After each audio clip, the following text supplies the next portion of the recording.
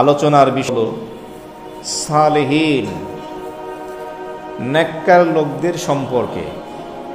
আল্লাহ তাআলার প্রিয় বান্দা যারা, তারা সালেহীন হন, সাদেকিন হন। কোরআন এবং হাদিসের পরিভাষা এক বচন হলো সালিহুন, এর বহু বচন হলো সালিহুনা, সালেহীনা। এর অর্থ হলো সৎকর্মশীল, যারা তাদের জীবনটাকে আল্লাহ তাআলার হুকুম, নবীজির সুন্নাহ মোতাবেক কাটায়, নেক আমলের মাধ্যমে হায়াতের জীবনটাকে অতিবাহিত করে। কোরআন এবং হাদিসের পরিভাষায় তাদেরকে সালেহীন বলা হয়। আল্লাহ তাআলা আমাদেরকে সালেহীন হওয়ার তৌফিক দান করুন। আমরা সালেহীন কিভাবে হব? সালেহীনদের অন্তর্ভুক্ত কিভাবে হব? অনেক পীর সাহেব রয়েছেন, মুর্শেদ রয়েছেন, বুজুর্গানে দ্বীন রয়েছেন। তারা তাদের মুরিদদেরকে, শিষ্য ছাত্রদেরকে একাধিক সবক দিয়ে থাকেন। আসলে মূল সবক হলো একটা, সেটা হলো গুনাহ মুক্ত জিন্দিগি। আল্লাহ রসুল যা করতে নিষেধ করেছেন, কোরআন এবং হাদিসে যেগুলো করা নিষেধ, সেগুলো থেকে নিজেকে বিরত রাখা, আর যেগুলো করতে বলা হয়েছে সেগুলো করা। সবক একটাই। আর সেগুলো করতে আমরা তখনই সক্ষম হব যখন আমরা আমাদের নফসের উপরে আমাদের মজবুত কদম রাখতে পারব। তো গুনাহের জিন্দিগি বর্জন করা, তার পরবর্তী ধাপ, পরবর্তী কদম হলো মাকামে আউলিয়া। সে সুনিশ্চিত আল্লাহর ওলি হয়ে যায়। সুবহানাল্লাহ। তো জেহেন থেকে গুনাহের ইচ্ছা দূর করে দিতে হবে। কোনো প্রকারের নাফরমানি করব না, এই দৃঢ় সংকল্প ব্যক্ত করতে হবে অন্তরের অন্তঃস্থল থেকে। আর যদি কখনো কোনো গুনাহ নাফরমানি হয়েও যায়, সাথে সাথে তওবা করে নেওয়া। মনে রাখবেন, কোরআন এবং হাদিস, শরীয়তের বিপরীত কোনো কাজ করার নামই হলো গুনাহ। সাথে সাথে কোরআন ও সুন্নাহ, শরীয়ত মোতাবেক জীবনকে পরিচালিত করা এবং কোরআন এবং হাদিসের বিধিবিধানগুলো জানা ও মানা। তো নেককার লোকদের সাথে চলাফেরা করা। আল্লাহ তাআলা তাহলে কি হবেন? আমাদের জিম্মাদার হয়ে যাবেন। ওলি শব্দটা আরবি, কোরআন এবং হাদিসে এসছে। ওলি শব্দটা যদি আল্লাহ তাআলার ক্ষেত্রে ব্যবহার হয়, তখন তার অর্থ হলো জিম্মাদার, অভিভাবক। যেমন বাবা মা সন্তানের ওলি, মানে অভিভাবক। আল্লাহ তাআলা সমস্ত মাখলুকের ওলি, অভিভাবক। আর ওলি শব্দটা যদি আমাদের মানুষের ক্ষেত্রে ব্যবহার হয়, তখন তার অর্থ হলো সালেহীন, সাদেকিন, কানিতিন, নেককার, আল্লাহওয়ালা, আল্লাহর প্রিয় বান্দা। যখন আমরা গুনাহ মুক্ত জীবন যাপন করব, কোরআন এবং হাদিস মোতাবেক জীবনটাকে পরিচালিত করব, তখন আমাদের জিম্মাদার, অভিভাবক হয়ে যাবেন কে? আল্লাহ। তো মনমানি করা যাবে না, মনে চাইছে করে ফেললাম না। অনেকে বলে খুব গর্বের সাথে যে আমি কারো কোনো কথার পরোয়া করি না, আমার কাছে যেটা ভালো লাগে আমি সেটাই করি, আমার মনে যেটা চাই আমি সেটাই করি। এর অর্থ হলো সে হলো তার নফসের গোলাম। কারণ মানুষের নফস, মন সবসময় ভালো কাজের আদেশ দেয় না। নফস যদি দুর্বল হয়ে যায়, নফস যদি গান্দা দুর্গন্ধযুক্ত হয়ে যায়, নফসে আম্মারা হয়ে যায়, নফসে সাইয়্যা হয়ে যায়, তখন সেই নফস মানুষকে গুনাহের দিকে ডাকতে থাকে। আর নফস যখন নফসে মুতমাইন্না হয়ে যায়, তখন সেই নফস পুত পবিত্র, শক্তিশালী হয়ে যায়, নেককার হয়ে যায়, মানুষকে ভালো কাজের দিকে ধাবিত করে। তো মনে রাখবেন, যেহেতু আমরা কালেমা পড়ে ফেলেছি, আশহাদু আল্লা ইলাহা ইল্লাল্লাহ ওয়া আশহাদু আন্না মুহাম্মাদান আবদুহু ওয়া রাসূলুহু, এই কালেমা পড়ার সাথে সাথে আমরা এই স্বীকৃতি দিলাম যে আমরা হলাম আল্লাহর বান্দা এবং মুহাম্মদ সাল্লাল্লাহু আলাইহি ওয়াসাল্লামের উম্মাহ। আমাদের গায়ে কিন্তু একটা লেবেল লেগে গেছে। মনে রাখবেন, অন্যের বকরি যদি হয়, অন্যের বকরিকে কেউ কিন্তু ঘাস খাবার খেতে দেয় না। বকরির যদি মালিক থাকে, তাহলে সেই বকরির মালিক তার খাবার দেবে। অন্যের বকরিতে অন্য মানুষ খাবার দেয় না। কোনো প্রাণী যদি কোনো ব্যক্তির মালিকানাধীন হয়, প্রাণীর মালিক যদি থাকে, তাহলে সেই প্রাণীর খাবার মালিক দেবে, অন্য কেউ দেবে না। বলবে আমি দেবো কেন, এই প্রাণীর, এই বকরির তো মালিক আছে, সে খাবার দিবে। তো আমরা যখন কালেমা পড়েছি, কালেমা যেহেতু পড়েই ফেলেছি, সুতরাং এই কালেমার লেভেল আমাদের গায়ে লেগে গেছে। অতএব এখন আমাদের রিজিকের দায়িত্ব কার? আল্লাহ। তো কুকুরের গলায় রশি থাকলে অন্য কেউ খাবার দেয় না। সারা কুকুর যদি হয়, মালিক বিহীন যদি কুকুর হয়, তাকে হয়তো দেয়। কিন্তু কোন কুকুরের গলায় যদি রশি থাকে, তখন বুঝে ফেলি আমরা যে এই কুকুরের কি আছে? মালিক আছে, মালিক খাবার দেবে। যেহেতু কালেমা পড়েছি, শাহাদা পড়েছি, সুতরাং রবের রশি আমাদের গলায় আমরা ধারণ করেছি। এখন আমাদের রিজিকের দায়িত্ব হলো আল্লাহর। আমাদের কাছে দ্বিতীয় আর কোনো অপশন নাই। এখন আমাদেরকে নেককার হতে হবে। আগেরকার জামানায় বুজুর্গানে দিন তারা কেমন ছিলেন? কিতাবের ভিতরে এসছে এক রুটি বিক্রেতা রুটি বানাতো, আর তার দোকানের রুটি ক্রয় করে যেই ব্যক্তি খেত, ওই ব্যক্তি নেককার, আল্লাহর ওলি হয়ে যেত। সুবহানাল্লাহ। কারণ কি? কিতাবের ভিতরে এসছে কারণ হলো ওই রুটি বিক্রেতা নেককার ছিল, দিনদার ছিল। মা বোন যারা আছেন খুব খেয়াল করেন, ওই রুটি বিক্রেতা নেককার ছিল, দিনদার ছিল, নামাজি ছিল, হালাল খেত, মিথ্যা বলতো না, মানুষের সাথে ধোঁকাবাজি করতো না। আর যখন সে ওই রুটি আটার ময়দার খামিরা বানাতো, তখন তার জবান আল্লাহর জিকির দ্বারা, তাসবিহ দ্বারা তরুতাজা থাকতো। সুবহানাল্লাহ। ইস্তেগফার এবং দুরূদ শরীফ পড়তো। আর ওই রুটি বিক্রেতা রুটি ছেঁকতে গিয়ে তার হাতে যদি কখনো আগুনের তাপ লাগতো, তখন সে শ্বাসের সাথে বলতো, আল্লাহুম্মা আজিরিনি মিনান নার। হে আল্লাহ, এই সামান্য চুলার আগুন তো আমি বরদাস্ত করতে পারছি না, সহ্য করতে পারছি না, আমি জাহান্নামের আযাব কিভাবে সহ্য করব? আল্লাহুম্মা আজিরিনি মিনান নার। হে আল্লাহ, আপনি আমাকে জাহান্নামের আযাব থেকে নাজাত দান করেন, মুক্তি দান করেন। হাদিস শরীফের ভিতরে এসেছে, তামিমে দারি এক সাহাবী রাদিয়াল্লাহু তাআলা আনহু, তিনি বলেন, আল্লাহর হাবিব একদিন আমাকে চুপে চুপে বললেন, ও সাহাবী শোনো, ফজরের নামাজের পরে তুমি যদি কথা না বলে 7 বার বলো আল্লাহুম্মা আজিরিনি মিনান নার, মাগরিবের আগে তোমার ইন্তেকাল হলে আল্লাহ তোমাকে জাহান্নামের আযাব থেকে নাজাত দান করবে। সুবহানাল্লাহ। আবার মাগরিবের নামাজের পরে 7 বার যদি পড়ো আল্লাহুম্মা আজিরিনি মিনান নার, ফজরের আগে ইন্তেকাল হলে আল্লাহ তোমাকে কবরের জাহান্নামের আযাব থেকে মুক্তি দান করবেন। সুবহানাল্লাহ। তাহলে এই দোয়াটা আমরা সকাল সন্ধ্যায় ফজর ও মাগরিবের পরে 7 বার করে পড়ব, বলেন ইনশাআল্লাহ। অন্যান্য নামাজও পড়তে পারেন বা যখনই দোয়া করেন। তো এই লোকটা এই জিকির, আসকার, তাসবিহ, তাহলিল পড়তো, আর হাতে আগুন লাগলি সে বলতো কি আল্লাহুম্মা আজিরি মিনান নার, আজিরিনি মিনান নার বলতো। যার কারণে ওই রুটি বিক্রেতার রুটি যেই ক্রয় করতো, যেই খাইতো, আল্লাহ পাক তাকে আল্লাহর ওলি বানিয়ে দিত। সুবহানাল্লাহ। আমাদের মা বোন যারা আছেন, বাসা বাড়িতে যারা প্রতিদিন খাবার রান্না করেন, এমনও তো বাসা আছে যে কাজের লোক দিয়ে ঘরের সমস্ত কাজ করায়, এমনকি রান্নাটা পর্যন্ত করায়। রান্নাটা আপনারা নিজেরা করবেন। কাজের লোকের রান্না কি ভক্তি লাগে খেতে? ওটা তো অপারগ হয়ে গেলে খায়, অসুস্থ মাজুর হয়ে গেলে। সমস্ত কাজ করাবেন, কিন্তু ঘরের যে রান্না পরিবারের সদস্যদের জন্য, সেটা আপনি নিজ হাতে করবেন, এটা আলাদা একটা বরকত।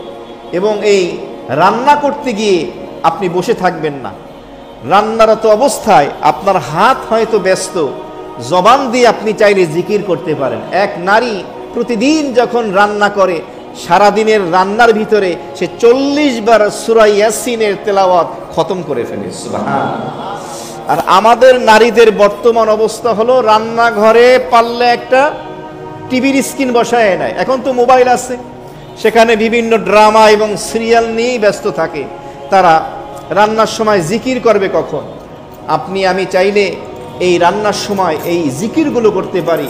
তো যেই মা বোন রান্না করার সময় এভাবে জিকির করবে, আল্লাহর তাসবিহ পড়বে, কোরআন তেলাওয়াত করবে, ওই খাবারের ভিতরে বরকত ঢেলে দেবেন কে? আল্লাহ দেবেন। সুতরাং লক্ষ্য রাখা চাই এই আমলের ক্ষেত্রে। বাহলুল দানা রাহমাতুল্লাহ আলাই এক বুজুর্গ ছিলেন, উনি একটু পাগল কিসিমের ছিলেন, পোশাক আশাকটা ছিল একটু পাগল ধরনের, সাদা মাথা, দরবেশ টাইপের, কিন্তু উনি অনেক বড় আল্লাহর ওলি ছিলেন এবং অনেক বড় জ্ঞানী ছিলেন। বাহলুল দানাকে একদিন এক নাস্তিক প্রশ্ন করল, যে ধর্ম মানে না, স্রষ্টায় বিশ্বাসী না, নাস্তিক প্রশ্ন করলো, আচ্ছা বাহলুল দানা তুমি তো অনেক জ্ঞানী সবাই বলে, আমি তোমাকে 3টা প্রশ্ন করব, পারলে আমার এই 3টা প্রশ্নের জবাব দিবা। বাহলুল দানা বললেন আচ্ছা বলো। তখন ওই নাস্তিক প্রথম প্রশ্ন করলো যে আল্লাহকে তো দেখা যায় না, আল্লাহকে কেন মানবো, তুমি আল্লাহকে দেখাও। প্রথম প্রশ্ন। দ্বিতীয় প্রশ্ন হলো আল্লাহ তাআলা এভাবে কি করেছেন?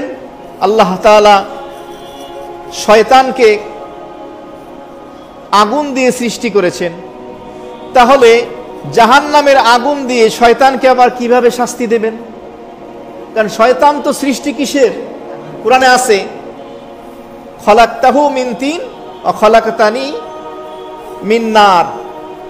শয়তান বলেছে আল্লাহ খলাকতানি মিন নার, আপনি আমাকে সৃষ্টি করেছেন আগুন থেকে, আর আদমকে সৃষ্টি করেছেন মাটি থেকে। তাহলে আগুন দিয়ে শয়তানকে সৃষ্টি, তাহলে আগুন দিয়ে আগুনকে কেমনে শাস্তি দেবে? 3 নম্বর প্রশ্ন হলো মানুষ মাটির সৃষ্টি, মানুষ কিসের সৃষ্টি? মাটির সৃষ্টি। তাহলে মানুষ যদি মাটির সৃষ্টি হয়, তাহলে এই মানুষ যদি গুনাহ করে, অপরাধ করে, মানুষকে কেন শাস্তি দেওয়া হবে? কারণ যা কিছু করায় সবকে করায় আল্লাহ করায়, তাহলে মানুষের অপরাধের কারণে, গুনাহ নাফরমানির কারণে মানুষকে কেন শাস্তি দেওয়া হবে? 3টা প্রশ্ন বুঝছেন? আল্লাহকে দেখা যায় না, মানবো কেন? শয়তান আগুনের তৈরি, তাহলে জাহান্নামের আগুন দিয়ে আগুনকে কিভাবে শাস্তি দেবে? মানুষকে কেন শাস্তি দেওয়া হবে? কারণ সব তো আল্লাহই করায়। 3টা প্রশ্ন শোনার পরে বাহলুল দানা জমিনের ভিতরে মাটি খুঁজতেছে, মাটির চাকা, ইটের চাকা, এটা মাটি শক্ত ইটের চাকা পাওয়ার পরে ওই নাস্তিকের মাথার উপরে মারছে। মারার সাথে সাথে কপাল ফেটে রক্ত বের হচ্ছে। সাথে সাথে ওই নাস্তিক দেশের কাজী যে আছে বিচারক, তার কাছে চলে গেছে। বিচারকের দরবারে গিয়ে অভিযোগ দিচ্ছে, আমার মাথা ফাটাই দিচ্ছে। বলছে কি? ওই নাস্তিক বলল বাহলুল। তো কি বলো? বাহলুল তো বুজুর্গ মানুষ, দরবেশ মানুষ, সাদাসিধা মানুষ, সে তোমার মাথা ফাটাইবে কেন? না, বাহলুলে আমার মাথা ফাটাইছে। বাহলুল দানাকে ডাকা হলো।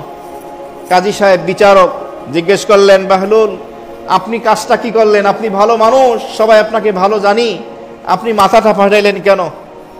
তখন বাহলুল দানা বলল, আমি তো মাথা ফাটাই নাই, এই যে রক্ত বের হচ্ছে। বলছে না, ও আমার কাছে 3টা প্রশ্ন করছে, আমি 3টা প্রশ্নের উত্তর দিছি, মাথা ফাটাই নাই তো। তখন ওই নাস্তিক বলল, হ্যাঁ আমি 3টা প্রশ্ন করেছি, কিন্তু 3টা প্রশ্নের উত্তর কি মাথা ফাটাইয়ে দেবে? তখন বাহলুল দানা বললে বিচারককে, কাজীকে বলল যে ওর 3টা প্রশ্ন একটু জিজ্ঞেস করেন, প্রশ্নগুলো কি ছিল।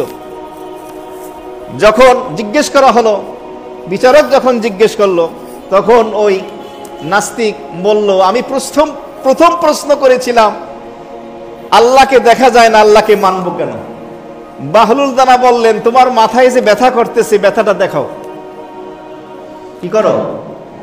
তখন ওই নাস্তিক বলল, ব্যথা কি দেখানো যায়? ব্যথা তো অনুভব করতে হয়। ব্যথা কি করতে হয়? বাহলুল দানা বলে, কুল কায়নাত এমনি এমনি সৃষ্টি হয়ে গেছে, এগুলো দেখেও তো স্রষ্টার পরিচয় পাওয়া যায়। আচ্ছা, 2 নম্বর প্রশ্ন, মানুষকে কেন শাস্তি দেওয়া হবে? কারণ আল্লাহই তো সবকিছু করায়, আল্লাহই তো সবকিছু করায়, তাহলে গুনাহের কারণে, নাফরমানির কারণে মানুষকে কেন শাস্তি দেওয়া হবে? বাহলুল দানা তার উত্তরে বলল, আমি তোমার মাথা ফাটাইছি, এটা আল্লাহ যদি করাইয়া থাকে, তাহলে আমার নামে বিচার দিচ্ছ কেন? বুঝে নাই? আমি যদি তোমার মাথা ফাটাই, এটা তো আল্লাহই করাইছে, তুমি তো বল আল্লাহই সব করাইতেছে, তাহলে তুমি আমার বিচার চাও কেন? আচ্ছা, 3য় প্রশ্ন কি? 3য় প্রশ্ন হলো যে শয়তানকে বানানো হয়েছে আগুন দিয়ে, সৃষ্টি করা হয়েছে জাহান্নামের আগুন দিয়ে, আগুনকে কেমনে শাস্তি দেবে? বাহলুল তার উত্তরে বলল, মানুষকে সৃষ্টি করা হয়েছে কি দিয়ে? মাটি দিয়ে। আমি তো তোরে মাটি দিয়ে মারছি। মাটি দিয়ে মাটিরে মারলে ব্যথা পাইছো? হ্যাঁ পাইছি। শয়তানরা ওরকম আগুন দিয়ে জ্বালালে শয়তান ব্যথা পাইবে। বুঝে আসছে? মাটি দিয়ে মাটির মানুষকে মারার কারণে যদি ব্যথা পায়, তাহলে শয়তানকে জাহান্নামের আগুন দিয়ে জ্বালাইলে শয়তানও শাস্তি ব্যথা পাবে। তো বুজুর্গানে দিন তাদের প্রত্যেকটা বিষয় আল্লাহমুখী ছিল, আখিরাত মুখী ছিল। এই জন্য আল্লাহ পাকের নিয়ামতের শুকরিয়া আদায় করা এবং বিপদে সবর করা, ধৈর্য ধারণ করা। ইয়াহিয়া বিন আকসাম অনেক বড় এক কারি ছিলেন, তার তেলাওয়াত ছিল চমৎকার, শ্রুতিমধুর, শুনতেই মন চাইতো। ইয়াহিয়া বিন আকসাম রহমাতুল্লাহ আলাই, মানুষ তার তেলাওয়াত শোনার জন্য দূর দূর থেকে আসতো তার পিছে নামাজ পড়ার জন্য। কিন্তু লোকটা ছিল বেটে, একদম খাটো এবং জনমের কাইলার কাইলা, অনেক কালো ছিল। ঠোঁটটা ছিল মোটা, দেখতে সুন্দর ছিল না, অসুন্দর ছিল ইয়াহিয়া বিন আকসাম রহমাতুল্লাহ আলাই। কিন্তু ঘটনাক্রমে তার জীবন সঙ্গিনী, তার স্ত্রী ছিল পরমা সুন্দরী, অসম্ভব সুন্দরী ছিল। একদিনকার ঘটনা, ইয়াহিয়া বিন আকসাম রহমাতুল্লাহ আলাই তিনি তার বাড়িতে প্রবেশ করলেন। বাড়িতে প্রবেশ করার পরে তার স্ত্রী গোসলখানা থেকে গোসল করে বের হয়েছে। তো সুন্দর একটি কাপড় পরে বের হয়েছে, দেখতে অসম্ভব সুন্দর লাগছে। যখন সে বের হলো, ইয়াহিয়া বিন আকসাম রহমাতুল্লাহ আলাই ঘরে প্রবেশ করার পরে স্ত্রীকে দেখে অত্যন্ত খুশি হলো এবং সে বলল আলহামদুলিল্লাহ। স্ত্রীও বলল আলহামদুলিল্লাহ, আপনিও জান্নাতি, আমিও জান্নাতি। স্ত্রী বলতেছে স্বামীকে। ইয়াহিয়া বিন আকসাম রহমাতুল্লাহ আলাই এ কথা শোনার পরে স্ত্রীকে বললেন, এ কথা তুমি কেন বললে এই মুহূর্তে? তখন ইয়াহিয়া বিন আকসাম রহমাতুল্লাহ আলাই স্ত্রী তাকে বলল, দেখেন আমি দেখতে অসম্ভব সুন্দরী, আপনার মতো একটা লোক আমার মতো এত সুন্দরী স্ত্রী পাইছে, এই জন্য আপনি আল্লাহর শুকরিয়া আদায় করতেছেন। আর আপনি কিছু মনে করেন না, দেখতে অসম্ভব অসুন্দর, আপনাকে পাইয়া আমি সবর করছি, ধৈর্য ধারণ করছি। আর আল্লাহ বলেছেন যে শুকরিয়া আদায় করবে এবং যে ধৈর্য ধারণ করবে, সবর এবং শুকরের বিনিময় আমি বান্দাকে জান্নাত দান করব। সুবহানাল্লাহ। এখন যদি কারো দাম্পত্য জীবন এরকম কোনো গ্যারাকলে পড়ে থাকে, স্বামী বা স্ত্রী কোনো একদিন এরকম হয়ে থাকে, তাহলে সবর করতে হবে। আর কি করতে হবে? শুকরিয়া আদায় করতে হবে। আর এর বিনিময় জান্নাত দেবেন কে? আল্লাহ রাব্বুল আলামিন। হাসান বসরি রহমাতুল্লাহ আলাইকে জিজ্ঞেস করা হয়েছিল, হযরত আপনার এই যে ধার্মিকতা, এই যে বুজুর্গি, এর গোপন রহস্যটা কি, এর সূত্রটা কি? তো তিনি বললেন, আমি 4টা ব্যাপারে অনুধাবন করেছি, চিন্তা করেছি, গবেষণা করেছি। হাসান বসরি রহমাতুল্লাহ আলাই বলতেছেন। তো জিজ্ঞেস করা হলো, শাগরেদ শিষ্যরা, ছাত্ররা জিজ্ঞেস করলেন সেই 4টা বিষয় কি? হযরত হাসান বসরি রহমাতুল্লাহ আলাই বললেন, খুব খেয়াল করেন, তিনি বললেন, আমি জানি আমার রিজিক আর কাউকে দেয়া হবে না, এই জন্য আমার হৃদয় তৃপ্ত হয়ে গেছে।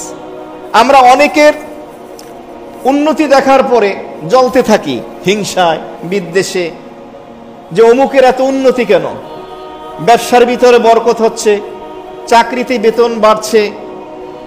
মনে রাখবেন, একজনের রিজিক আর একজন নিতে পারে না। এই জন্য হাসান বসরি রহমাতুল্লাহ আলাইহি বলেন, আমি চিন্তা করে গবেষণা করে দেখেছি যে আমি জানি আমার রিজিক আর কাউকে দেয়া হবে না, এই জন্য আমার হৃদয় তৃপ্ত হয়ে গেছে। আর হাদিসে আসছে, আল গিনা গিনান নফস, অন্তরের প্রাচুর্যতাই হলো সত্যিকারের প্রাচুর্যতা। মনের দিক থেকে কেউ যদি তৃপ্ত হয়, আল্লাহ আমাকে যা দিয়েছেন আলহামদুলিল্লাহ যথেষ্ট, এটাই হলো প্রকৃতপক্ষে ধনাঢ্যতা। দ্বিতীয় নম্বরে হাসান বসরি রহমাতুল্লাহ আলাইহি বলেন, আমি জানি আমার করণীয় ইবাদত আর কেউ করে দিতে পারবে না, তাই আমি নিজেই সেগুলো করা শুরু করেছি। আমার জীবনের ইবাদত বন্দেগী আমাকেই করতে হবে, আর কেউ করে দেবে না। সুতরাং আমি আমার ইবাদত আমলে সলেহা আমি শুরু করে দিয়েছি। 3 নম্বর বিষয় তিনি বলেন, আমি জানি আল্লাহ তাআলা আমাকে দেখছেন, এই জন্য আমি গুনাহ করতে লজ্জাবোধ করি। আল্লাহ যেহেতু আমাকে দেখছেন, এই জন্য আমি গুনাহ করতে লজ্জাবোধ করছি। হাকিম আক্তার সাহেব নব্বরাল্লাহু মারকাদা আরিফ বিল্লাহ হযরত আলা তিনি বলতেন, जो करता है तू छुप के अहलो जहां से कोई देखता है तू आसमां से। তুমি দুনিয়াবাসীদের থেকে লুকিয়ে যা কিছুই করো, আসমান থেকে দেখনেওয়ালা তোমাকে ঠিকই দেখতে পাচ্ছে। 4 নম্বরে যেই বিষয় সেটি হলো, তিনি বলেন, আমি জানি মৃত্যু আমার জন্য অপেক্ষা করছে, এই জন্য আমি আল্লাহর সাথে সাক্ষাৎ করতে নিজেকে তৈরি করা শুরু করে দিয়েছি। আমি প্রস্তুতি নিয়েছি আমাকে নিজেকে সাজানোর জন্য, আমাকে সাক্ষাতের সেই প্রস্তুতি গ্রহণ করতে হবে। মুহতারাম হাজিরিন, আমাদের জীবনের সেই একই অবস্থা। এই জন্য আল্লাহ ওয়ালা বুজুর্গানে দিন যারা আছেন তাদের জীবনটা এভাবেই পরিচালিত হয়েছে। হাসান বসরি রহমাতুল্লাহ আলাইহির জামানায় একটি ঘটনা ঘটেছিল। একজন নারী, সে এভাবে তার স্বামী নিয়ে খুব সুখে ছিল। তাদের একটি পুত্র সন্তান ছিল, স্বর্ণের চামচ মুখে দিয়ে জন্ম নিয়েছে। তার স্বামীর অবস্থা খুবই ভালো ছিল, সম্পদশালী, বিত্ত বৈভব প্রাচুর্য ঐশ্বর্যের জায়গা জমিন বাড়ি গাড়ির কোনো অভাব ছিল না। ঘটনাক্রমে ওই নারীর ইন্তেকাল হয়ে যায়। তখন ওই নারী নিজে নিজে চিন্তা করলো, আমার স্বামী তো, আমার বয়স তো বেশি না, মাত্র একটা বাচ্চা পুত্র সন্তান দুনিয়া থেকে চলে গেছে, তা আমি দেখতেও তো অনেক সুন্দরী সুশ্রী, তা আমি চাইলেতে আমি তো অন্যত্র বিবাহ বসতে পারি কাউকে দেখে। এরপরে সেই নারী চিন্তা করলো, আমি যদি অন্যত্র বিবাহ বসি, আমার এই সন্তানের দেখাশোনা হয়তো এই স্বামী ভালোভাবে করবে না, সত্যিকারের আপন পিতা বাবার যে হক হয়তো আদায় করবে না, সুতরাং আমি আর বিবাহ বসবো না আমার এই সন্তানের ভবিষ্যতের দিকে তাকিয়ে। আর কোরআন এবং হাদিসের আলোকে বলা হয়, কোনো নারী যদি তার স্বামীর ইন্তেকালের পরে, ওই নারী যদি তার সন্তানের ভবিষ্যতের দিকে তাকিয়ে, আমল আখলাকের দিকে তাকিয়ে যদি তারা বিবাহ না বসে, যতদিন সে জীবিত থাকবে আল্লাহ পাক তাকে গাজীর মর্যাদা দান করবে। সুবহানাল্লাহ। যুদ্ধের ময়দানে, জিহাদের ময়দানে গিয়ে যে জীবিত ফিরে আসে, গাজীর সেই সম্মান দেবেন কে? আল্লাহ। তো যাই হোক, ওই নারী আর বিবাহ বসেনি, ওই একটি পুত্র সন্তান নিয়ে জীবন কাটাচ্ছে। ছেলে যেহেতু স্বর্ণের চামচ মুখে দিয়ে জন্ম নিয়েছে, অভাব অনটন কাকে বলে জানি না। এই ছেলে এই ধন সম্পদ পাওয়ার পরে যখন তার বুঝ আসে, সে গুনাহের কাজে, নাফরমানির কাজে সে তার জীবনটা অতিবাহিত শুরু করে দিল। মা তাকে যতই বুঝায়, যতই নসিহত করে, যতই কান্নাকাটি করে, ছেলের কোনো পরিবর্তন নাই। আর এই ধরনের মন্দ কাজে যখন জড়ায়, তখন তাদের এই ধরনের মন্দ দুষ্ট বন্ধু বান্ধবের সাথীদের অভাব হয় না। তো অনেক দুষ্ট এই বন্ধু বান্ধব দুশ্চরিত্রের সাথীদের সাথে মিশে সে আরো বিগড়ে গেল, তার আমলি জিন্দিগির আরো বেশি অবনতি হলো। এক পর্যায়ে নেশা থেকে শুরু করে সব ধরনের নাফরমানি অপর কর্মের কাজে সে লিপ্ত হলো। তার চেহারার সৌন্দর্য বিনষ্ট হয়ে গেল, তার স্বাস্থ্যের অবনতি হলো, চেহারা নষ্ট হয়ে গেল, দুরারোগে ব্যাধিতে সে আক্রান্ত হলো। এক পর্যায়ে সে মৃত্যু সজ্জায়। তখন সে তার মাকে ডেকে বলল, আম্মি, আমার মনে হচ্ছে আমি আর বাঁচবো না, জীবনে তো অনেক অন্যায় করেছি, আপনার কথা কোনোদিন কানে দেইনি, শুনিনি, আপনার কোনো নসিহত আমি গুরুত্ব দেইনি। তো এই জামানার বুজুর্গ হাসান বসরি তার কাছে গিয়ে একটু বলেন, সে যেন আমাকে তওবা পড়ায়, কিন্তু আমার শারীরিক কন্ডিশন অবস্থা এত অবনতি, আমি যে হেঁটে যাব তার কাছে ওই অবস্থা আমার নাই, মেহেরবানি করে আপনি বললে হয়তো শুনবে, তাকে একটু আমার কাছে আসতে বলেন, সে যেন আমাকে তওবা পড়ায়, আমার মনটা খুব চাচ্ছে এই অলির কাছে তওবা পড়তে।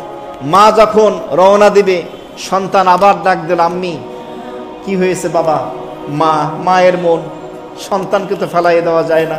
তখন ওই সন্তান বলল, আপনি আসতে আসতে যদি আমার ইন্তেকাল হয়ে যায়, আমি যদি না বাঁচি, যদি নসিব না হয়, তাহলে আপনার কাছে আমার একটা ওসিয়ত, আপনার কাছে কয়েকটা ওসিয়ত করে যায়। 1 নম্বর ওসিয়ত হলো, আমার মৃত্যুর পরে আমার গলার ভিতরে আপনার এই আঁচলখানা বা কোনো গামছা পেঁচিয়ে এইভাবে ফুটপাতে নিয়ে রাস্তার মাঝখানে কুকুরকে যেভাবে টেনে নিয়ে যায় সেভাবে হেসড়ে টেনে নিয়ে যাবেন। মা কাঁদতেছে কেন?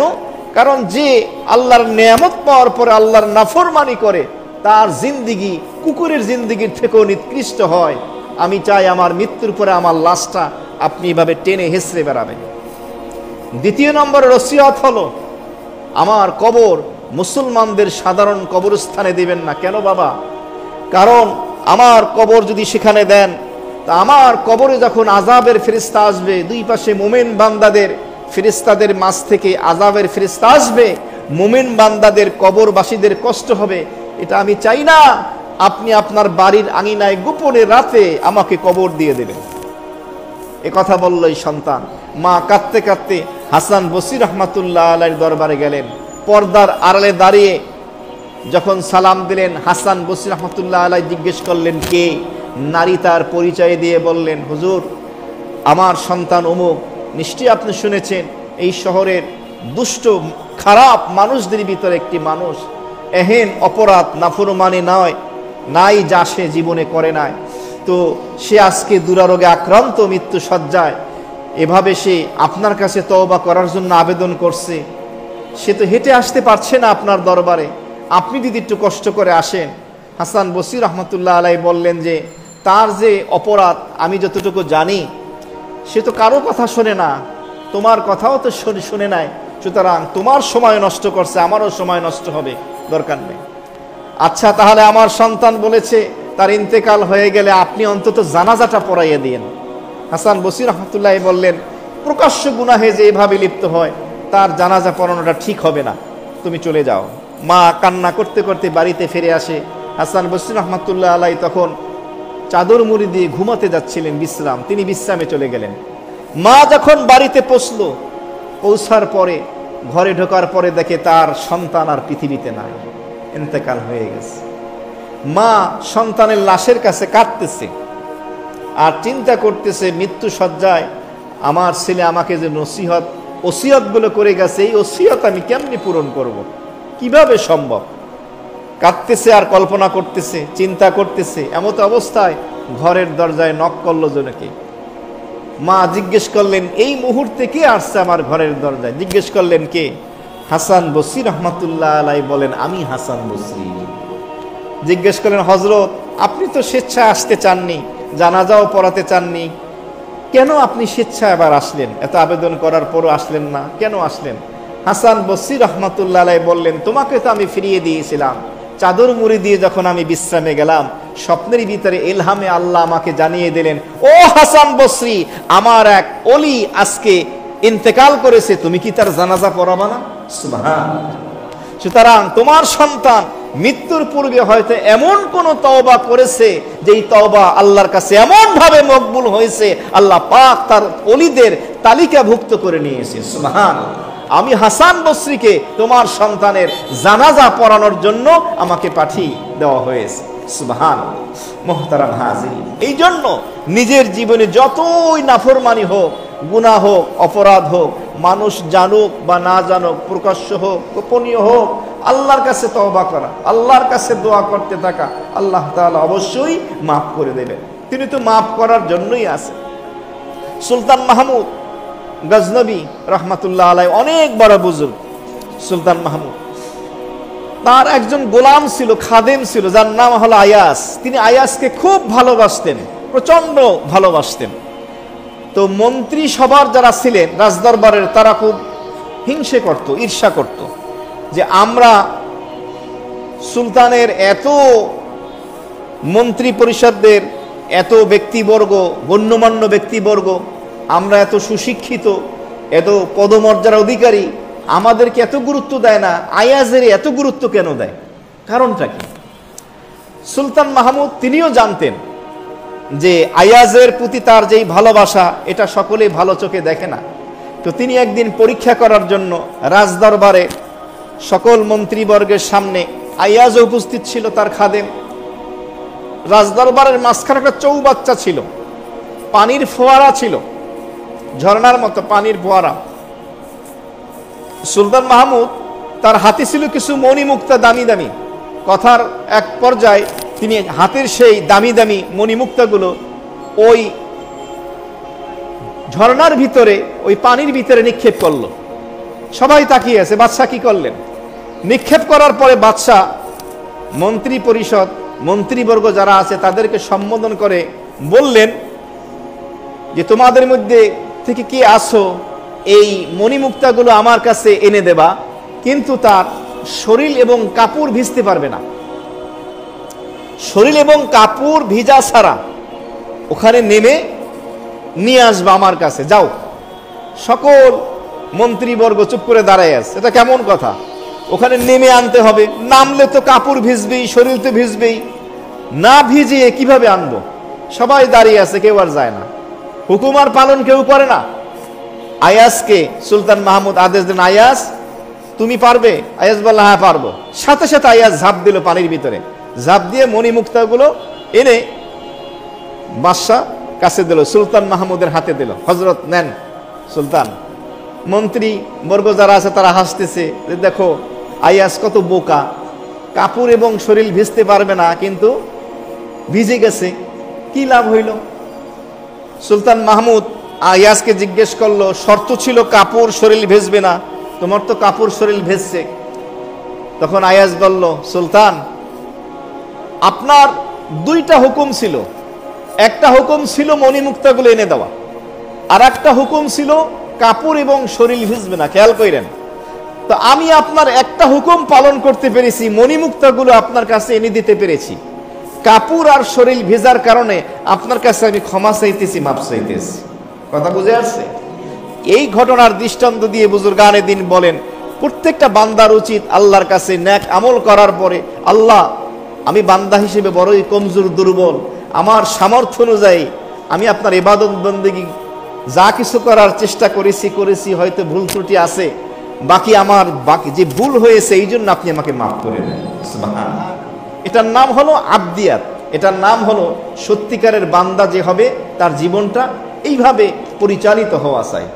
মুহতারাম হাজিরিন, এই জন্য জীবন চলার পথে ভুল ত্রুটি হবে, আর এটাই স্বাভাবিক, না হওয়াটাই হলো অস্বাভাবিক। এই জন্য আখলাকওয়ালা, চরিত্রবান হওয়া চাই, সুন্দর চরিত্রের, সুন্দর আখলাকের অধিকারী হওয়া চাই। এক বুজুর্গ নদীর পাড়ে গিয়েছে উজু করার জন্য। তো নদীর পাড়ে গিয়ে যখন সে উজু করছে, তার শাগরেদ শিষ্য দাঁড়িয়ে আছে। উজু করতে গিয়ে সে দেখলো একটা বিচ্ছু, বিষাক্ত একটা বিচ্ছু পানিতে পড়ে গেছে, আর ওই বিচ্ছুটা বাঁচার জন্য সে চেষ্টা করতেছে, কিন্তু আশেপাশে কিছু পাচ্ছে না, যার কারণে বিচ্ছুটা সাঁতার কাটছে। তো এই বুজুর্গ ওই বিচ্ছুটাকে হাত দিয়ে ধরলেন পানির থেকে বাঁচানোর জন্য, স্থলে আনার জন্য, মাটিতে রাখার জন্য।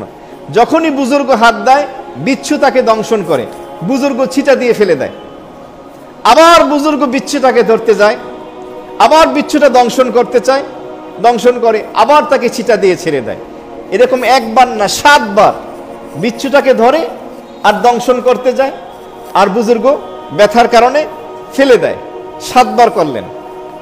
শাগরেদ শিষ্য, তার ছাত্র পাশে দাঁড়িয়ে সব দেখতে লাগলো। দেখার পরে বলল, হযরত আমি বিষয়টি সচক্ষে এখানে প্রত্যক্ষ করলাম, দেখতে পেলাম এই বিষাক্ত বিচ্ছুটা বারবার আপনাকে দংশন করছে, তারপরও আপনি বারবার তাকে ধরতেছেন, কারণটা কি? এতবার ধরার দরকার কি? সে তো আপনাকে কষ্ট দিতে যাচ্ছে। তখন বুজুর্গ কি বলে খেয়াল করি। বুজুর্গ তখন বলল, এই বিচ্ছু তার মন্দ স্বভাব থেকে ফিরে আসতেছে না, যখনই ধরি তখনই দংশন করতে চায়, দংশন করে, আঘাত করে। সে যদি তার মন্দ স্বভাব থেকে ফিরে না আসে, আমি আমার উত্তম স্বভাব থেকে কেন ফিরে আসব? উত্তম স্বভাব কি? সাহায্য করা, বিচ্ছুটাকে বাঁচানো। সে যদি তার খারাপ স্বভাব থেকে ফিরে আসতে না পারে, আমি কেন আমার মন্দ স্বভাব থেকে, ভালো স্বভাব থেকে ফিরে আসবো? তা আল্লাহ ওয়ালা বুজুর্গানি দিনের চিন্তা চেতনা কেমন ছিল। এক ফকির আর কুকুর, এই দুইজনের ভিতরে বাক বিতণ্ডা হলো, কথা হলো, কথোপকথন। বলবেন কুকুরের কথা কি মানুষ বুঝে? হয়তো আল্লাহ তাআলা ওই মুহূর্তে তার ভাষা বোঝার তাকে তৌফিক দিয়েছিল, কিতাবে আসছে। একদিন একটা কুকুর দেয়ালের ভিতরে পেশাব করতে আসে। আবার এই দেয়ালে পেশাব দেখে আবার এইটার সাথে মিলাইয়েন না, তখন ওই ফকির, ওই বুজুর্গ ওই কুকুরকে জিজ্ঞেস করলে, রে কুত্তা, কুকুর, তুই দেয়ালের ভিতরে কি জন্য পেশাব করো? যেখানেই যাও খালি দেয়ালে পেশাব করো। তখন এই কুকুর উত্তর দিল, এর কারণ হলো আমি জমিনে পেশাব করি না, হতে পারে ওই জায়গাটায় আল্লাহর কোনো বান্দা সিজদা করবে, এই জন্য জমিন পেশাব করে নাপাক করি না। আচ্ছা, দ্বিতীয় নম্বরের প্রশ্ন করলো ওই বুজুর্গ, ওই ফকির কুকুরকে, এই কুকুর, তুই ভিখারি মানুষ দেখলে ঘেউ ঘেউ করো কেন? ভিক্ষুক দেখলে কেন ঘেউ ঘেউ করো বেশি? কারণটা কি? তখন তার উত্তরে কুকুর তখন বলল যে আল্লাহর কাছে না চাইও মানুষের কাছে কেন চাই? ভিক্ষুক আল্লাহর কাছে না চেয়ে মানুষের কাছে কেন চায়? এই জন্য আমি ঘেউ ঘেউ করি। আচ্ছা, তৃতীয় নম্বরের প্রশ্ন করলো যে রাতের বেলা তুই এত ডাকাডাকি করো, মানুষ তো ঘুমাইতে পারে না, মানুষের ঘুমে ডিস্টার্ব করো কেন, ব্যাঘাত কেন ঘটাও? তখন ওই কুকুর বলে, কারণ হলো মানুষ সারা দিন ভর গুনাহ করছে, এখন গুনাহ কইরা তওবা না কইরা আরামে ঘুমাইবে, এই জন্য আমি ঘেউ ঘেউ করি, যাতে করে সে ঘুম থেকে ওঠে আল্লাহর কাছে গুনাহ থেকে তওবা করে। সুবহানাল্লাহ। মনে রাখবেন, একটা কুকুরের ভিতরে 10 জন আল্লাহর ওলির 10টা গুণ আছে। একটা কুকুরের ভিতরে আল্লাহর ওলির কয়টা গুণ আছে? 10টা গুণ আছে। একদিন কখনো যদি সুযোগ হয় ইনশাআল্লাহ আমি সেই কথা বলার চেষ্টা করব। মুহতারাম হাজিরিন, এই জন্য নেককার এবং দিনদার হওয়াটা এটা বেশি জরুরি। যখন হতে পারবো তখন আপনার আমার জীবন এমন হবে যে আপনি কল্পনাও করতে পারবেন না। আপনি যদি শুকনা রুটিও খান, সবজি দিয়েও যদি জীবন যাপন করেন, তাহলে সেই জীবন হবে মজাদার জীবন। যেই ব্যক্তি তার সমস্ত পেরেশানিকে এক পেরেশানি বানিয়ে দেয়, অর্থাৎ আখিরাতমুখী বানিয়ে দেয়, যে অবস্থায় থাকে, মানসিক, শারীরিক, অর্থনৈতিক যে কোনো অবস্থায় থাকে, সকল পেরেশানিকে আখিরাতমুখী বানায়, যে আসল জিন্দিগিতে হলো আখিরাতের জিন্দিগি, আল্লাহ তাআলা তার জন্য এনাফ, তার জন্য কাফি, তার জন্য যথেষ্ট হয়ে যায়। ওয়াকাফা বিল্লাহি ওয়াকিলা, অভিভাবক হওয়ার জন্য তখন আল্লাহই যথেষ্ট হয়ে যায়। এই জন্য সকল পেরেশানির ক্ষেত্রে আল্লাহমুখী হওয়া, আল্লাহর দিকে তাকিয়ে থাকা। বাদশাহ হারুনুর রশিদ একদিন তার সৈন্য সামন্ত নিয়ে যাচ্ছেন। বাহলুল দানা রাস্তার মাঝখানে পা ছড়াইয়া শুয়ে আছে। বাদশাহ হারুনুর রশিদ বাহলুল দানাকে দেখার পরে বলল, বাহলুল কেমন আছো? আছি আলহামদুলিল্লাহ, ভালো আছি। আচ্ছা বাহলুল, তুমি আমার কাছে কিছু চাও, কি লাগবে তোমার? কোনো জরুরত প্রয়োজন আছে কিনা? বাহলুল দানা কোনো গুরুত্বই দেয় না। বাহলুল, বারবার বলতেছি তুমি কিছুই চাচ্ছ না আমার কাছে, কেন চাচ্ছ না? তোমার কি লাগবে বলো, আমার কাছে চাও, তোমার কিসের প্রয়োজন, কি দরকার, বলো কি লাগবে। তখন বাহলুল দানা বাদশাহ হারুনুর রশিদকে বলতেছেন, তুমি কি বোকা নাকি? বাদশাহ বললো, কেন বোকা হবো কেন? কয়, যেই আল্লাহ তুমি হারুনুর রশিদকে দিতে পারে, সেই আল্লাহ কি বাহলুলকে দিতে পারে না? সুবহানাল্লাহ। তোর কাছে কি চাবো? যে আল্লাহ তোমাকে দিতে পারে সে আল্লাহ আমাকেও দিতে পারে, তোমার কাছে আমি কেন চাবো? মনে রাখবেন, নফসকে নিয়ন্ত্রণ করার 15টা কৌশল, এই 15টা আমল, টিপস যদি আমরা ফলো করি, আমল করি, তো আমাদের নফস কন্ট্রোলে থাকবে। আজকে যত সমস্যা দেখেন আমাদের জিন্দিগির ভিতরে, অশান্তি, পেরেশানি, গুনাহ, নাফরমানি, এর মূল কারণ হলো আমাদের নফস আমাদের নিয়ন্ত্রণে নাই। নফসকে টাইট দেবেন যত, তত সোজা হবে। তো নফসকে নিয়ন্ত্রণ করার 15টা কৌশল। নাম্বার 1, ফজরের সালাত জামাতের সাথে পড়তে হবে। ফজরের সালাত জামাতের সাথে পড়ার পরে না ঘুমানোর অভ্যাস। ফজরের নামাজ পড়েই সাথে সাথে ঘুমাবেন না, এতে নফস মোটা হয়, নফস তরুতাজা হয়, শক্তিশালী হয় না। নফসকে টাইট দিতে হবে, রুহকে মজবুত করতে হবে। একটা হলো নফস আর একটা হলো রুহ। যেই ব্যক্তির রুহ মজবুত, শক্তিশালী, তার নফস কমজোর হয়, দুর্বল হয়। আর যার নফস শক্তিশালী হয়, তার রুহটা দুর্বল হয়ে যায়। যার রুহ শক্তিশালী হয়, তার জিন্দিগি নেককার জিন্দিগি হয়, গুনাহমুক্ত জিন্দিগি হয়। আর নফস শক্তিশালী হলে গুনার দিকে ধাবিত হয়। তাহলে নফসকে টাইট করার, নিয়ন্ত্রণ রাখার 1 নম্বর আমল হলো ফজরের সালাত জামাতে পড়া এবং ফজরের নামাজের পরই না ঘুমানো, সাথে সাথে না ঘুমানো। প্রয়োজনে আপনি ইশরাক, চাষতের নামাজের পরে যদি একটু প্রয়োজন হয়, কর্মস্থলে যাওয়ার আগে একটু বিশ্রাম নিতে পারেন, বিশেষ করে দুপুরবেলায় খাওয়ার পর একটু কাইলুলা করা, যা সুন্নাহ।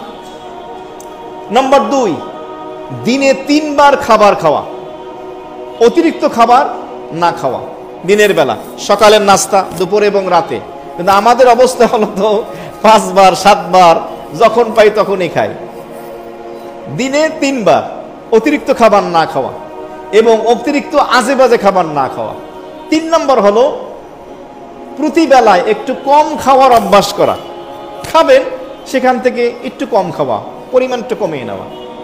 4 নম্বর হলো অপ্রয়োজনীয় কথা এবং কাজ পরিহার করা, যেই কাজ এবং কথায় দুনিয়ার আখেরাতের কোনো ফায়দা নাই, এই ধরনের কথা এবং কাজ পরিহার করা। 5 নম্বরে হলো সকাল সন্ধ্যার যে জিকির আজকারগুলো আছে, বিশেষ করে ফজর এবং মাগরিবের নামাজের পরে কোরআন এবং হাদিসের যে আমলগুলো আছে, এই তাসবিহগুলো, জিকিরগুলো, এগুলো করা। 6 নম্বরে হলো ইশরাকের সালাত এবং চাষ্টির সালাত, আওবিনের সালাত, এই যে নফল যে নামাজগুলো আছে এগুলো আদায় করা। 7 নম্বরে হলো প্রতিদিন যতটুকু বেশি পারা যায় কোরআনে কারিমের তেলাওয়াত করা। 8 নম্বরে হলো ঘুমের পরিমাণ কমানো, তবে এত না কমানো যে আপনি দুর্বল হয়ে গেলেন, যতটুকু দরকার ততটুকু ঘুমানো। 9 নম্বরে হলো ব্যায়াম, শরীর চর্চা করা, শরীর চর্চা, ব্যায়াম করা, এটাও ইসলামেরই শিক্ষা। 10 নম্বর হলো নজরের হেফাজত করা, গায়রে মাহারাম কে না দেখা, দৃষ্টি দ্বারা গুনাহের কাজ না করা। 11 নম্বরে হলো মিডিয়া, সোশ্যাল মিডিয়া পরিহার করা, ফেসবুক, ইউটিউব, ইন্টারনেট থেকে নিজেকে বিরত রাখা। 12 নম্বরে হলো কিছু সূরা এবং আয়াত হিফজ করা, মুখস্থ করা। 30তম পারার ছোট্ট ছোট্ট সূরাগুলো পড়েন, মুখস্থ করেন, আস্তে আস্তে করেন, 1 সপ্তাহ লাগুক, 1 মাস লাগুক, প্রতিদিন কিছু মুখস্থ করেন, একটা আয়াত হলে মুখস্থ করেন। এমনিভাবে সূরা হাশরের শেষ 3 আয়াত, সূরা তাওবার শেষের আয়াতগুলো, সূরা বাকারার, সূরা আলে ইমরানের, আয়াতুল কুরসি, ফজিলতপূর্ণ যে আয়াতগুলো আছে অল্প অল্প করে মুখস্থ করেন এবং আমলি জিন্দেগিতে বাস্তবায়ন করেন, একাকী নফল নামাজে পড়েন। এমনিভাবে 13 নম্বরে হলো রাতের বেলা ভরপেট না খাওয়া, রাতের বেলা যতটুকু দরকার ততটুকু খাওয়া। 14 নম্বরে হলো ঘুমের আগে যদি সালাত না পড়ে থাকেন সেটা তো আদায় করবেন, এমনকি ঘুমের আগেও সম্ভব হলে কিছু সালাত আদায় করা, কিছু জিকির আজকার আমলগুলো করা। এমনিভাবে 15 নম্বরে হলো রাত্রে তাহাজ্জুদের নামাজের অভ্যাস, লাইলাতুল কিয়ামের অভ্যাস করা। এমনিভাবে সাথে সাথে কিতাব পড়া, ইসলামিক বইগুলো পড়া, ভালো ভালো রাইটারের বইগুলো পড়া এবং বয়ান শোনা, বেশি বেশি বয়ান শুনবেন, সবার না, ভালো লোকদের বয়ান শুনবেন, এমন ওয়াইজিন যারা নিজেরা আমলদার লোকের বয়ান শোনা। এই যে প্রফেশনাল বক্তা যারা আছেন সেগুলো শুনলে ওই জালমুড়ির মতো মজা পাইবেন, টেস্ট লাগবে, কিন্তু জীবনের ভিতরে কোনো পরিবর্তন, চেঞ্জ আসবে না। এই জন্য এগুলোর প্রতি খেয়াল রাখা। তো মোহতারাম হাজিরিন, নেককার জিন্দেগি যদি কাটাতে চাই তাহলে আমাদের জীবনের ভিতরে পরিবর্তন যদি আনতে চাই আমাদেরকে একটু চেষ্টা করতে হবে, কষ্ট করতে হবে। রাজি আছি ইনশাআল্লাহ? আল্লাহ তৌফিক দান করে বলে আমিন। তো সত্যিকারের জিন্দেগি হলো আখিরাতের জিন্দেগি। এই জন্য রাসূলুল্লাহ সাল্লাল্লাহু আলাইহি ওয়াসাল্লাম হাদিস শরীফে আসছে, আবু সুফিয়ানকে বলেন, ইয়া আবা সুফিয়ান জিতুকুম বিকারামাতিদ দুনিয়া ওয়াল আখিরা, হে আবু সুফিয়ান, আমি তোমাদের কাছে দুনিয়া এবং আখিরাতের দো জাহানের সম্মান এবং ইজ্জত নিয়ে আসছি, সম্মানের মুকুট নিয়ে আসছি। সুতরাং রাসূলুল্লাহ সাল্লাল্লাহু আলাইহি ওয়াসাল্লামের সে আদর্শ যদি আমরা গ্রহণ করি, বাস্তবায়ন করি, জীবনটা সুন্দর হবে। এই জন্য আমরা 5 ওয়াক্ত নামাজের প্রতি যত্নবান হই, কোরআন তেলাওয়াতের প্রতি যত্নবান হই, হালাল উপার্জনের প্রতি যত্নবান হই, মিথ্যা পরিহার করি, সত্যের প্রতি আমরা আরও বেশি আগ্রহী হই। এমনিভাবে ঘরে আমরা কোরআন এবং হাদিসের তালিমগুলো জারি রাখি। ভূমিকম্প, ভূমিধস, জলোচ্ছ্বাস, যে সমস্ত আসমানি জমিনি বালা মুসিবতগুলো আসছে, আমরা বেশি বেশি আল্লাহ তাআলার কাছে তওবা এবং ইস্তিগফার করি। এমনিভাবে সাথে সাথে আমরা সকাল সন্ধ্যার যে আমলগুলো আছে সেগুলো করি এবং আল্লাহ তাআলার কাছে বেশি বেশি দোয়া করি। টেনশনের ভয়ের কিছু নাই, ভূমিকম্প হইলে হোক, মরতে তো একদিন হবেই। সুতরাং আজও যেতে হবে, কালও যেতে হবে। যদি আমাদের হায়াত না থেকে থাকে, পৃথিবীর কেউ আমাদেরকে বাঁচাইতে পারবে না। গোটা পৃথিবীর সমস্ত মানুষ মিলেও যদি বাঁচাতে পারবে না, আল্লাহ যদি না বাঁচান। আবার আল্লাহ যদি রক্ষা করেন, গোটা পৃথিবীর সমস্ত মানুষও যদি আপনার আমার ক্ষতি করতে চায়, পারবে না। সুতরাং আমরা মুসলমান বিশ্বাস রাখি হায়াত এবং মৌতের মালিক হলেন একজন, তিনি কে? অতএব সতর্ক থাকবো, দোয়া করব যে অবস্থায় আল্লাহ যেন আমাদেরকে শাহাদাতের মৌত নসিব করে, সকলে বলি আমিন। অনেকেই দোয়া চেয়েছেন, অসুস্থ আছেন, পেরেশানিতে আছেন। আলহামদুলিল্লাহি রাব্বিল আলামিন। ربنا ظلمنا أنفسنا وإن لم تغفر لنا وترحمنا لنكونن من الخاسرين اللهم ربنا آتنا في الدنيا حسنة وفي الآخرة حسنة وقنا عذاب النار ربنا لا تزغ قلوبنا بعد إذ هديتنا وهب لنا من لدنك رحمة إنك أنت الوهاب ربنا هب لنا من أزواجنا وذرياتنا قرة أعين واجعلنا للمتقين إماما اللهم حاسبنا حسابا يسيرا اللهم أجرنا من النار اللهم إنا نعوذ بك من غضبك والنار ونسألك رضاك والجنة اللهم تقبل منا صلاتنا وصيامنا وزكاتنا وصدقتنا وحجنا وعمرتنا ومن أعمال الصالحة يا أرحم الراحمين يا حلال المشكلات يا قاضي الحاجات يا شافي الأمراض يا دافع البليات يا كافي المهمات يا رافع الدرجات يا مجيب الدعوات يا أرحم الراحمين اللهم إنا نسألك الصحة والعفة والأمانة وحسن الخلق رضا بالقدر رب ارحمهما كما ربياني صغيرا মহিয়ান গরিয়ান সর্বশক্তিমান মাওলা আহকামুল হাকিমিন মুহসিন আজম ইয়া রাব্বাল আলামিন, আপনি হায়াতের মালিক, মৌতের মালিক, কুল কায়নাতের সমস্ত মাখলুকাতের স্রষ্টা ইয়া রাব্বাল আলামিন। আল্লাহ, মাসিক ইসলাহি মজলিসের কোরআন ও হাদিসের আলোকে আলোচনাগুলো করার পরে, শোনার পরে কিছু গুনাহগার বান্দা রহমত বরকতের ঘরে বসে খালি হাত দুইখানা বাড়াইয়া দিলাম। আল্লাহ মেহেরবানি করে আমাদের সকলের তামাম জিন্দেগির ছোট বড় সমস্ত গুনাহগুলি আপনি মাফ করে দেন। আল্লাহ আমাদের গুনাহগুলি আমল নামে নেকির দ্বারা পরিবর্তন করে দেন। নেক আমল যতটুকু তৌফিক দিয়েছেন ভবিষ্যতে দিবেন, মেহেরবানি করে কবুল ও মঞ্জুর ফরমান। পৃথিবীর শুরু থেকে আজ অবধি যত মুমিন মুমিনাত, মুসলিম মুসলিমাত, অন্ধকার কবরবাসী, খাস করে মালিক যারা হাত উঠাইলাম, আমাদের আত্মীয় স্বজন মাই মুরব্বী যারা দুনিয়া থেকে চলে গেছে, মেহেরবানি করে সকলকে আপনি মাফ করে দেন। আল্লাহ সকলের জন্য জান্নাতের ফয়সালা করে দেন। জীবিত মৃত নারী পুরুষ ছোট বড় উপস্থিত অনবস্থিত আল্লাহ মেহেরবানি করে সকলকে আপনি মাফ করে দেন। আল্লাহ আমাদের হায়াতে রিজিকে পরিবার বিবিধ আমলের ভিতরে বরকত দান করে দেন। হালাল খাওয়ার তৌফিক দান করে দেন। হারাম থেকে বাঁচার তৌফিক দান করে দেন। হারামকে বর্জন পরিহার করার তৌফিক দান করে দেন। অন্তর থেকে হালালকে গ্রহণ করার তৌফিক দান করে দেন।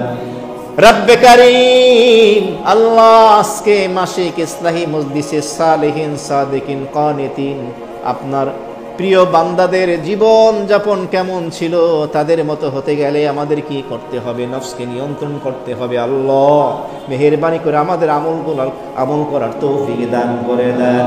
আল্লাহ আমাদের নফসকে দুর্বল করে রূহটাকে মজবুত শক্তিশালী বানায় দেন। সকলের দিলের সমস্ত নেক দোয়াগুলো আপনি কবুল ও মঞ্জুর ফরমান। অনেকেই অসুস্থ, যারা যারা দোয়ার দরখাস্ত আবেদন করেছে, সিয়াম নামে এক যুবক তার এক আত্মীয়ের জন্য দোয়া চেয়েছে, হাসপাতালে চিকিৎসাধীন।